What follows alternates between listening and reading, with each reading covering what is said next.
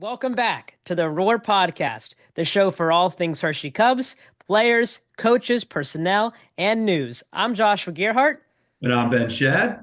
your host and broadcasters of the Cubs. Joining us today are members from the Cubs coaching and scouting staff, Christian Lajoie, the head coach of our elite team and the assistant coach for our premier team, and Brady Boudreau, the one and only head coach for our premier team. And without further ado, Pierre-Luc Racette, the man, the myth, the legend behind recruitment efforts through the Hershey Cubs. So, ladies and gentlemen, without further ado, the Roar Podcast starts right now.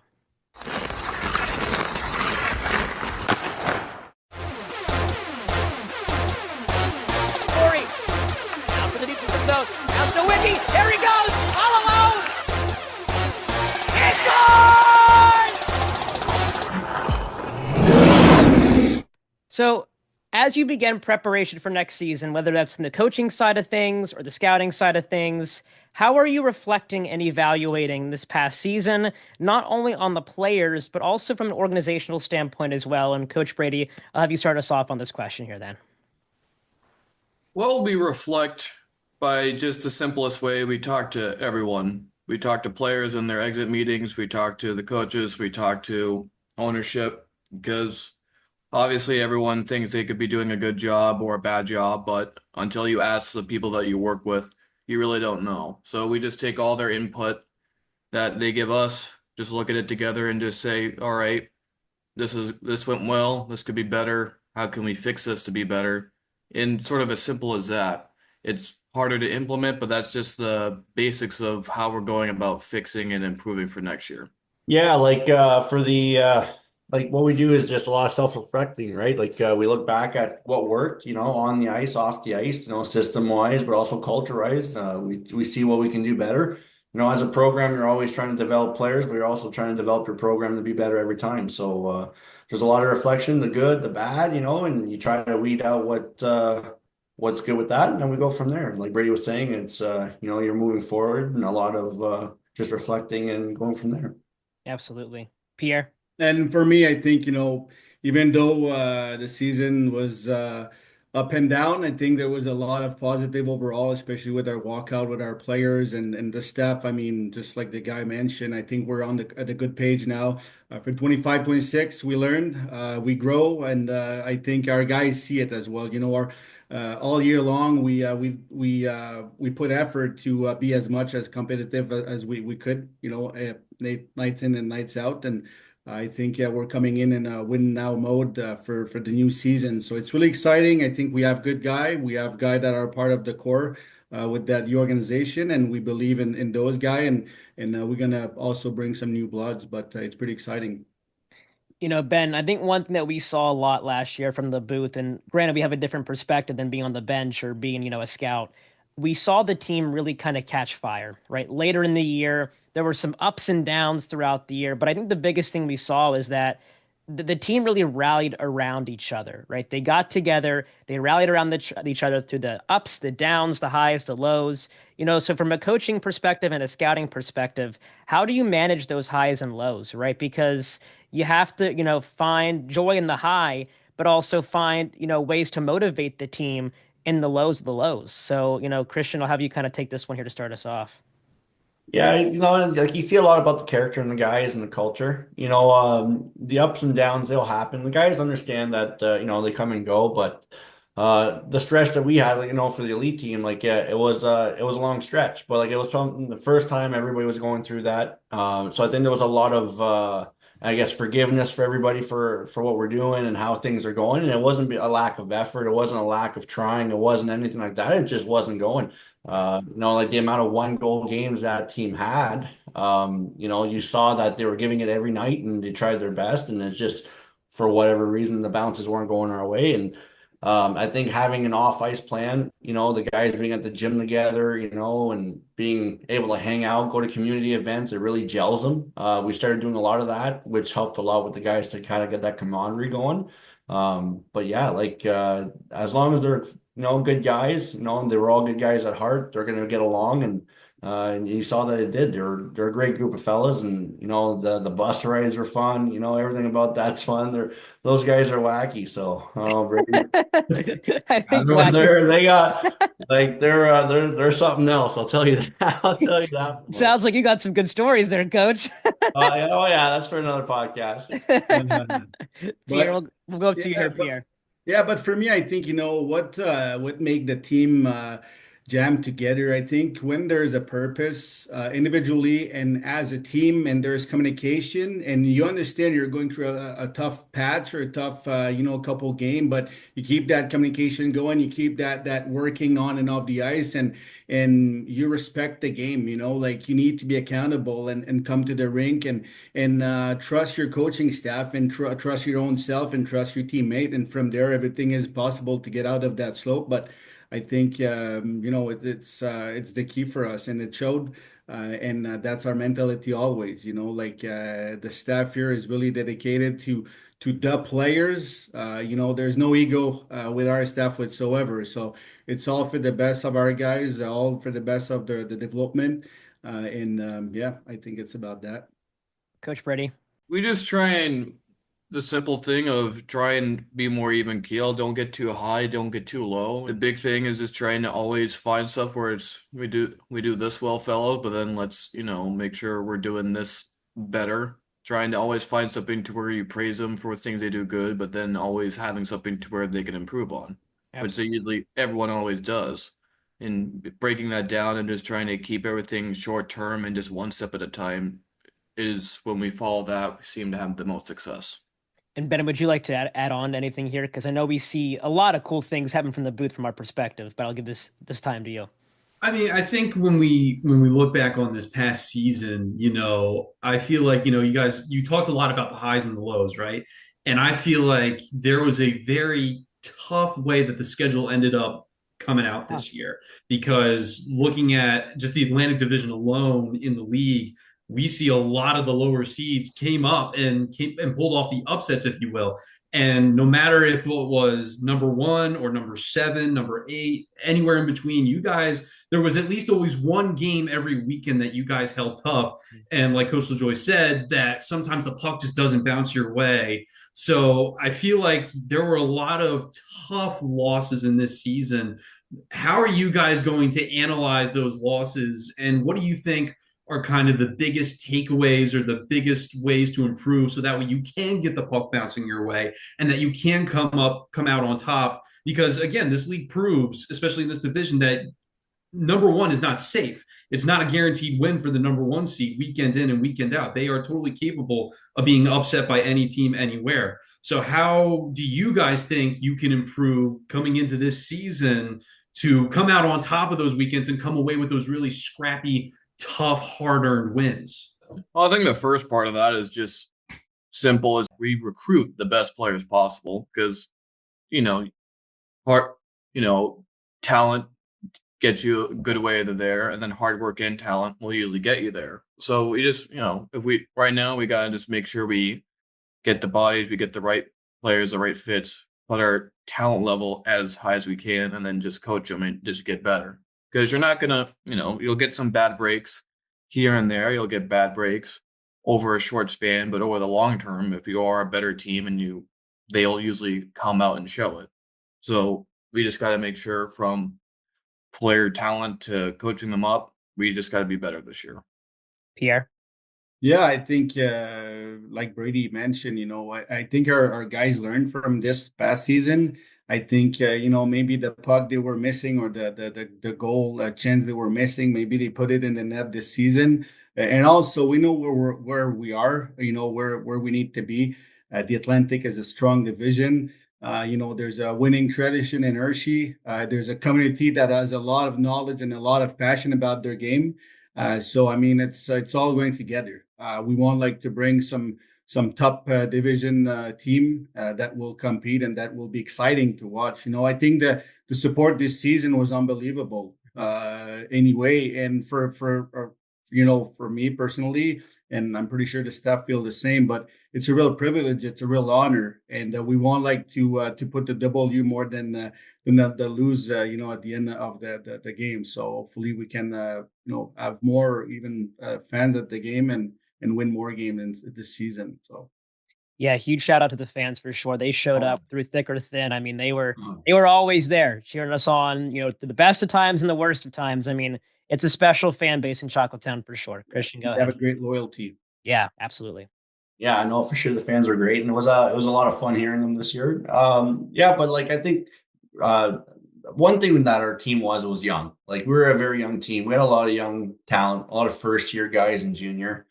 And that's why those pucks most of the time it bounces back the other way is the experience, right? It's just consistency in your game, the experience of playing at that level, and then just like the ed factor of being there, right? And like you saw it as we got throughout the season, like we're progressively getting more dangerous and more dangerous. We were beating guys like Elmira, Red Bank, Westchester, like we were up there with them, and it wasn't, we weren't good enough. We were very much with them. And on most times, like we put up the bigger fight with them, and we were there through thick and thin. And, we gave them the test and the amount of overtime games that we pushed them to as well. And so I think a lot of video, a lot of, video with the players, one-on-ones. I think now that with that experience under their belt, they're coming back.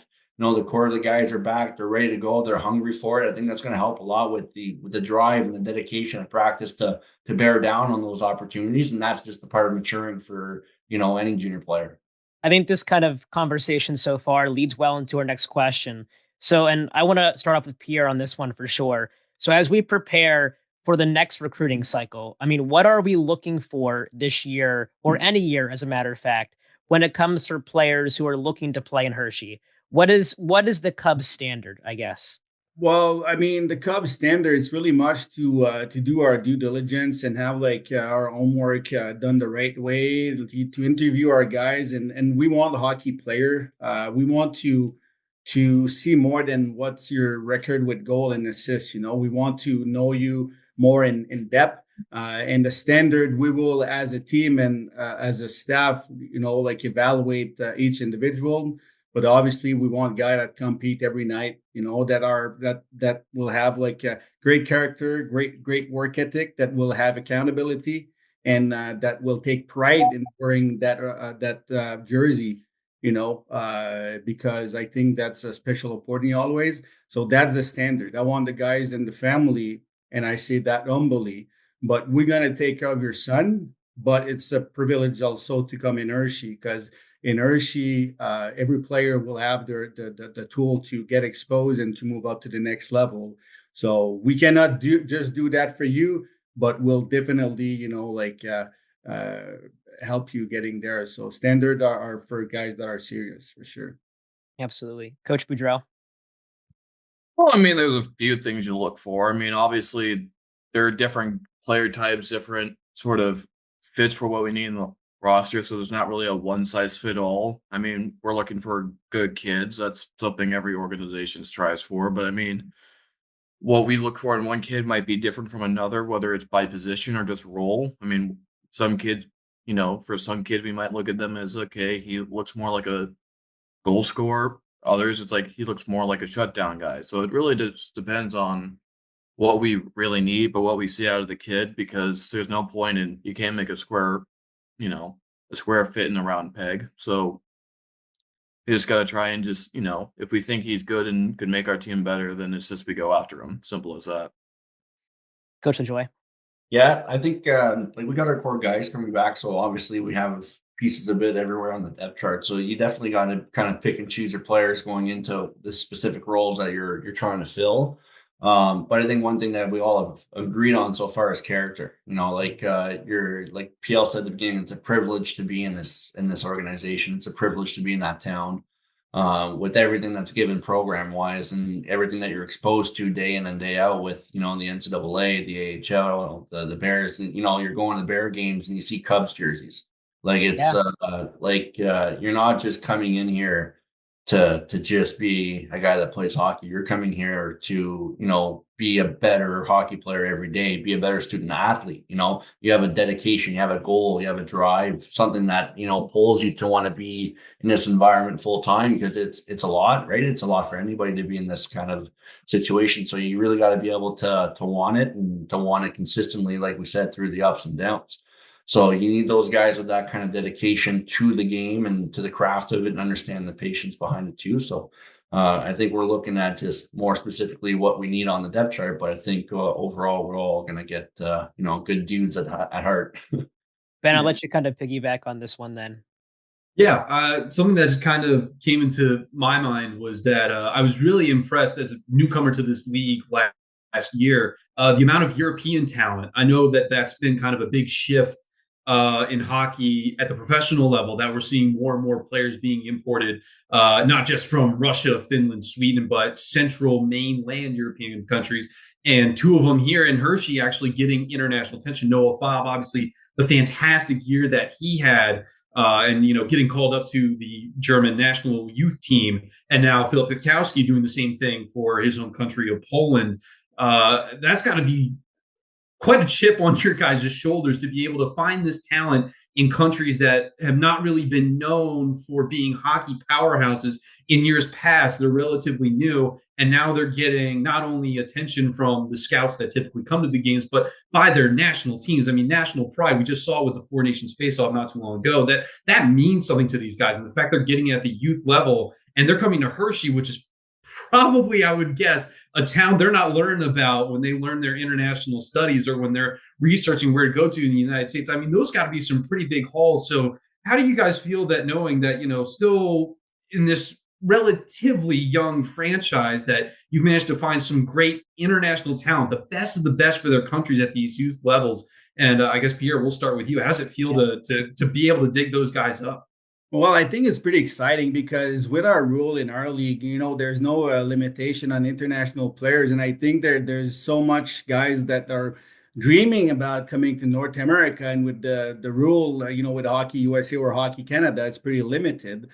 So there's a lot of talent looking to come our way. So and for me, I've been around for 18 years now. It's my 18th season in 25, 26, and I start working early on in my career, like with a European and international player. Of course, I will always look for solid Canadian, solid American, but like everyone has a dream, and if you have a purpose and you're serious about it, then we can help you, going through your journey and reach your goal. I mean, that's perfect. So for me, talent there has no barrier. It's just who fits with our team culture and who has the ambition, and from there, I think we can work with them.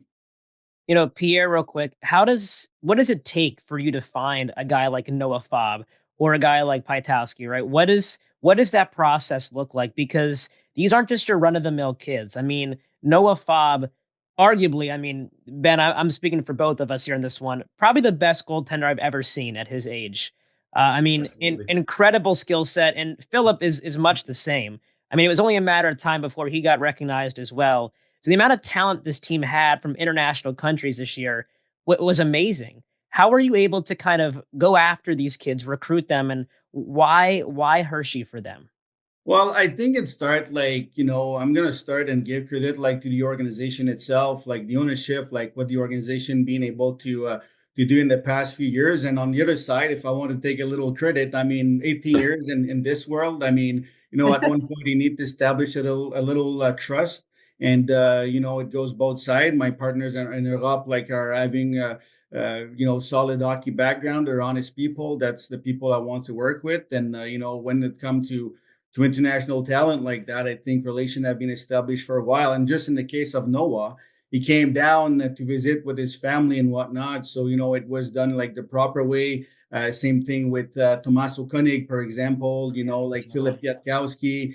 So relation is there, trust is there. But once again, I cannot do what I do without an organization and without who's working behind and in the front row of that team. So it's a team effort, but yeah, I think it's pretty cool to have those guys coming our way.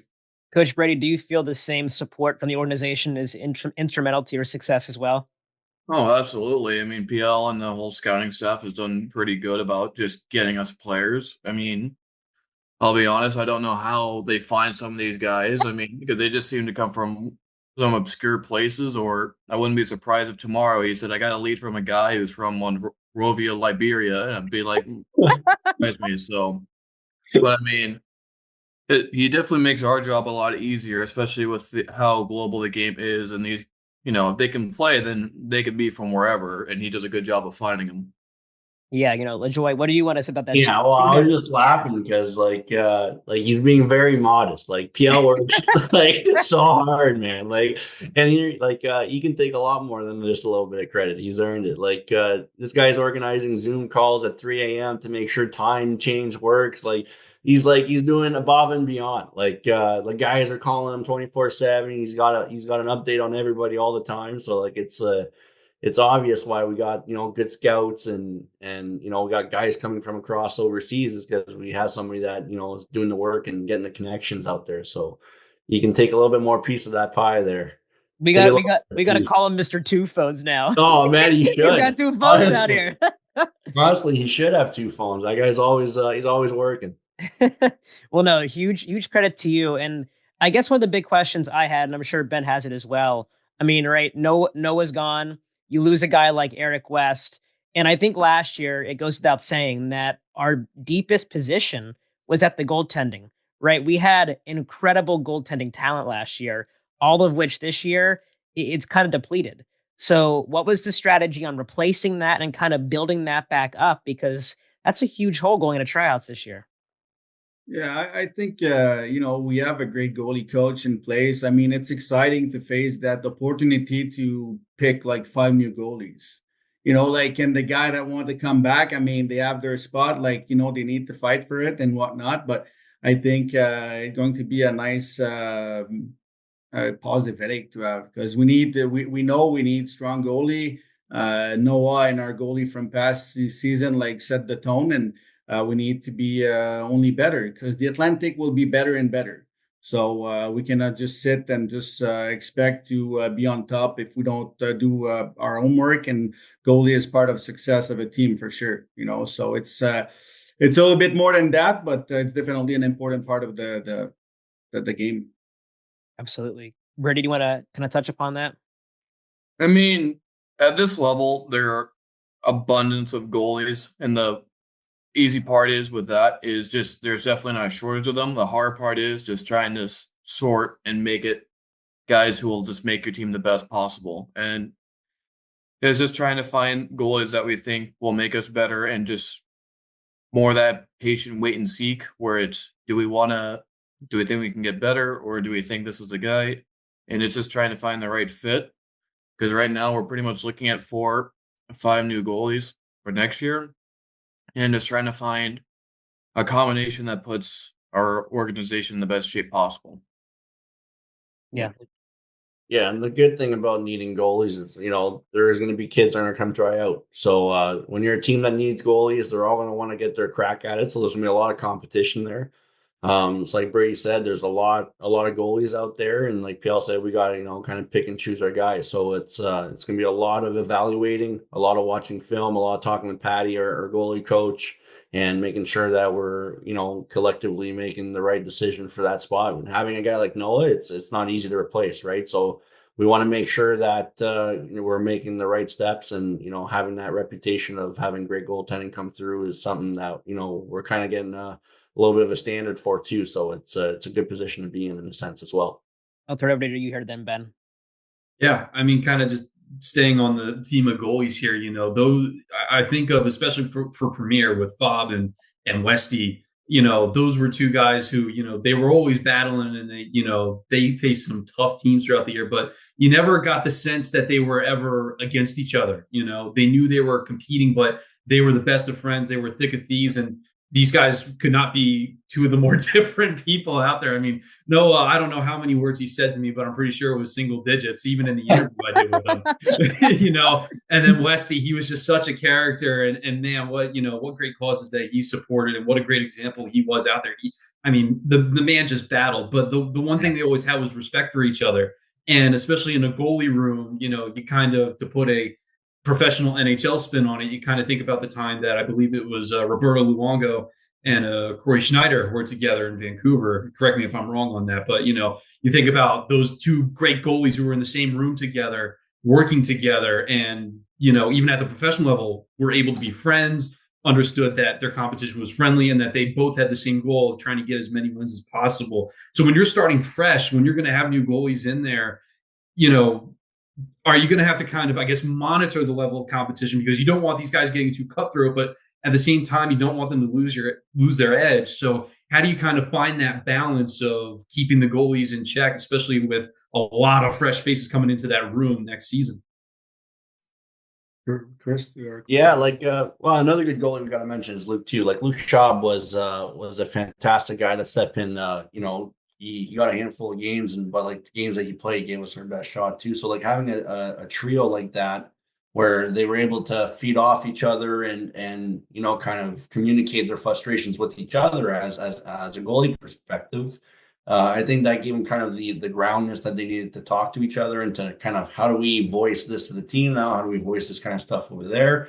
But it's also with a guy like Patty, who's at practice twice a week, pushing you to be the best for, who wants to crease is essentially what he's saying. And it's like these drills that he's pushing you, it's like, it's game day type style. Like it's not much, laying around, like you're in it. Like how bad do you want that crease? And he brings that competition, he brings that edge. And he also brings that, calmness off the ice, where he does a lot of one-on-ones with the guys. He keeps them grounded. He makes sure that they understand that they're not there competing. Yeah, they're competing against each other for that spot, but it's also with each other for that spot. It's like you're competing together, and like whoever has it, you're happy for him because he's earned it. He's earned that spot because he's been working that extra hard. He's been doing that extra rep or whatever he had to do. So Absolutely. it's Pierre? just recreating that. Yeah, I think with the goalie, for me, I don't see any problem like coming in and like managing their energy or like their hungriness. Or I don't know if it's even a word, sorry my French, but like at the end, like when we interview our guys, like, hey, we want to see what's your real character, and of course we want you to compete. But I think our guy like need to be a good and honest human being, and from there, I think the relation will just be sane and positive, where like everybody's pushing everyone. I mean, if somebody like internally is like scared or like pissed off because the other goalie has that much game, just work harder and like create your own chance. And for us, we're not just gonna have like 7 or 8 goalies, within our organization. We're gonna go with 5 for 2 teams. Like we're not gonna cheat no one. We protect ourselves if somebody is injured or whatever, and we're now having 4, so it's really much a competitive environment, and everybody should be excited. And not every one of our goalie, even though like we're looking for the strongest and best goalie, not everyone has the same background. Not everyone is the same age. Like even though like age can be like an outside factor, sometimes like see Noah was 17 this season. So who knows, but it's exciting. Coach Boudreau? I think, with the goalies, it's just like forwards or D, in that if, they're doing their job and you're consistent with how you're doing it, then they usually don't mind the difference in who's in the net or not. Noah had an amazing year, so Westy and Schaub, to their credit, like, okay, he's earning the net, there's no real difference. I think it's, if they understand the standard or what will keep you in the net, or if it's a forward keeping you on the top line or power play, if guys do their job or do the habits that they need, they keep it. And then if there's an opening and someone earned it, then they can lose it. And I think if players just know sort of, I guess, where the line is and what the standard is, and if it's being held to consistently, there's usually no problem with it because they know what they need to do. So we got about, 8 minutes or so here left. So I want to kind of wrap us up with one final question. It's going to be like a 2-part question.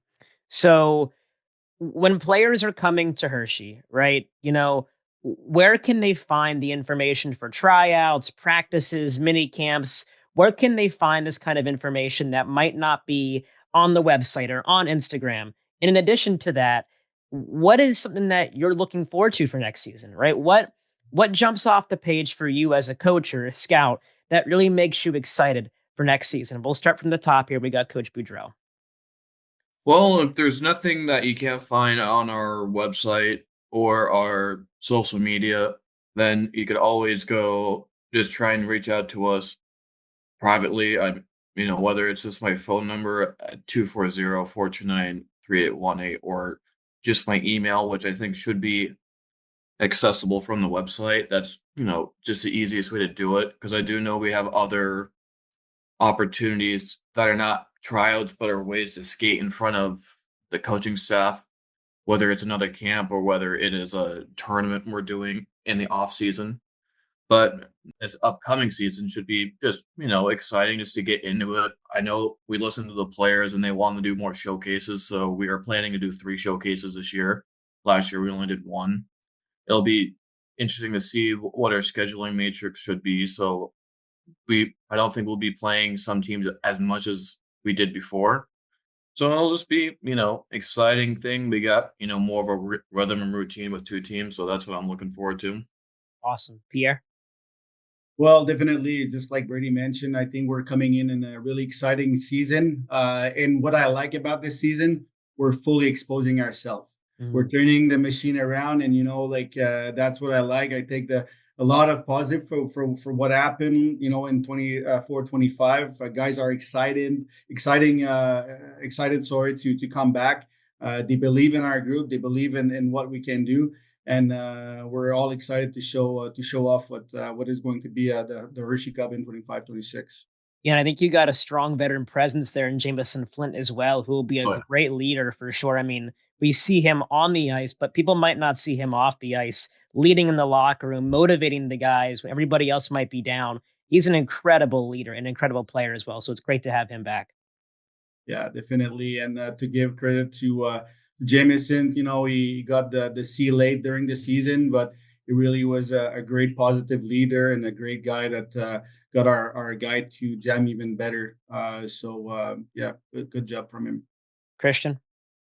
Yeah, no, like Bree said, you can you can reach out to us directly. I know I'm on LinkedIn, I'm on the social medias. If you find my my handle, just send me a message, shoot me a follow. I'm pretty open to talking that way. And if you want to get more information, you can always give us an email too, and we'll send you the registration links for our pre-draft, for our showcase in April in Hershey, our tryouts, and then we also have the Gatineau camp as well in June. So we have a lot of exciting things coming this way, so it's a good opportunity to jump in on those. And for what I'm excited about next year is just coming back and getting another crack at it. It's a blessing to be there. Everybody loves it. You kind of felt that staticky feel on the way out. Like there's something brewing here. It's just and it's something positive coming to Hershey, and it's something big. And I think that we're on the right track for that. We had the right pieces this year, and now it's just to fit those pieces with a lot of support pieces that could bring us to the next level. And I think that's definitely coming our way. And the guys are excited for it. Jameson, like we said, has a huge part to play in that too. He gets the guys excited to want to come back to the rink. That whole leadership group and the vets in the rooms, like they know that this team could be a top end team, and they felt it. They know what it's like. And I know they're so excited to come back and do it. I'm really excited to be there with them. Ben, I'll let you kind of have you cap us off here. Any final questions you might have had for us here tonight? No final questions, but I'd like to chime in with my 2 cents about Right what ahead. I'm excited for next season, if I may. Yeah, absolutely. I think, Coach Lajoie mentioned earlier how, this was a young group coming into the season. And I think, with a lot of these guys returning, they are going to be hungry next year.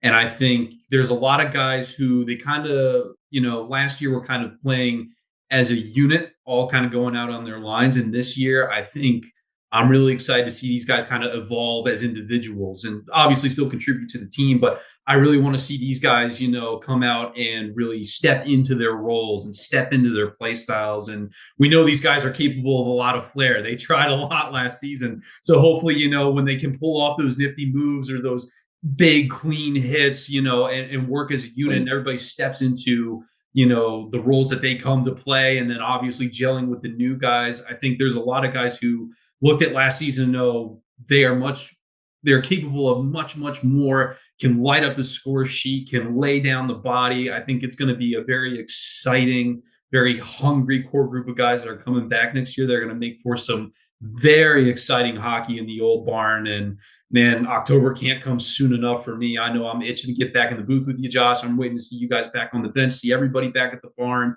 It's going to be a lot of fun for sure, folks. You won't want to miss out on it. October definitely. Go ahead, Pierre. Go ahead. No, I was going to say we're really hungry, just like the player. We are Oh, yeah. really hungry as a team, as a staff, and just before we close out, I know I haven't mentioned, but any guy, any family that want to up like on a Zoom call, we can have like an informative like meeting with them. So don't be shy to reach out directly any time of the day. I'm available. So And I think for me, Hershey is widely regarded as the sweetest place on earth, right? I mean, everybody knows that. And I think there was a sour taste a little bit last year towards the end. And I think that really fueled the fire. I think there is a fire burning this season. I think this team is hungrier than I've ever seen before. I mean, I don't care if it was the year that we went on a 10-game heater. I think this year, this upcoming season, this team wants it more, right? We have an infusion of local kids coming back, some international talent coming in. I think it's a perfect storm right now for us to maybe run the table in the Atlantic Division. I mean, I don't know about you guys, but I really do think it's the hardest division in the USPHL because you got so many different teams that are very competitive and very physical. And I'm really excited to see how we stack up against these teams next year. yeah, definitely. We Yeah. are excited. Looking forward to it.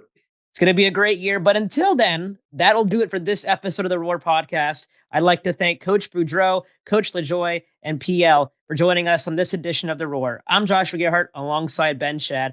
Find us on YouTube, Hershey Cubs The Roar, as well as at Hershey Cubs on Instagram, Twitter, well, now X, I guess, and TikTok, or Hershey Cubs on Facebook. Hit that like button, subscribe, and follow us on all accounts. Fear the Roar.